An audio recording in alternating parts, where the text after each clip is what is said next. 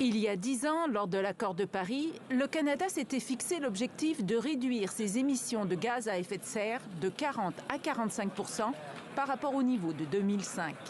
Nous ne pensons pas qu'il est possible d'atteindre cette cible. Le Canada a fait un peu de progrès depuis 2005. Les émissions sont environ 9 % sous les niveaux de 2005, mais c'est loin de 40 % sous les niveaux de 2005.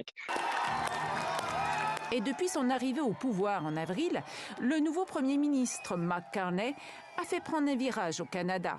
On a vraiment un changement de cap qui a été opéré. Donc, sous l'ère de Trudeau, on avait vraiment un gouvernement du Canada qui semblait vouloir mettre de l'avant des politiques climatiques, réduire son bilan carbone, encadrer les activités des plus grands pollueurs, donc l'industrie pétro-gazière. Et puis là, maintenant, sous Carney, ce qu'on voit, c'est vraiment un gouvernement du Canada qui va réinvestir massivement dans ces industries. Le gouvernement Carney ouvre, par exemple, la porte à la construction de nouveaux oléoducs pour exporter le pétrole produit en Alberta. Depuis des années, le secteur pétrolier gazier, c'est le secteur le plus émettant dans le Canada.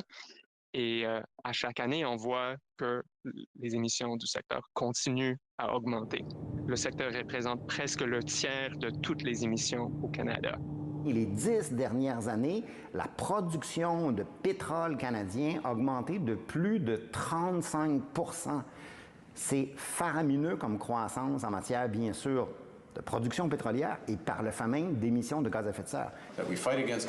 Mark Carney a aussi mis fin à la taxe carbone pour les particuliers, mise en place par son prédécesseur Justin Trudeau. La taxe carbone est l'un des leviers les plus efficaces pour réduire les émissions de GES. Enfin, le nouveau premier ministre canadien a abandonné l'obligation de ne plus vendre de véhicules à essence à partir de 2035.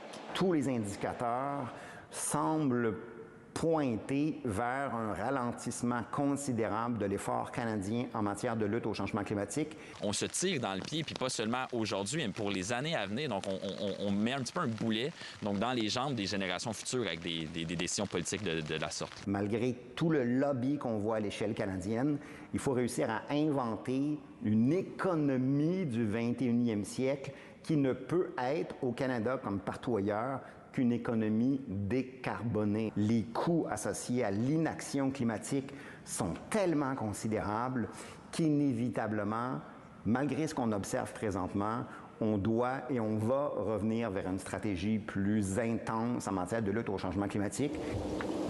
Pour atteindre son objectif final d'être carboneutre en 2050, le Canada doit donc effectuer un changement de cap majeur, comme privilégier le développement des énergies renouvelables, un domaine où il est à la traîne par rapport à la Chine et l'Union européenne.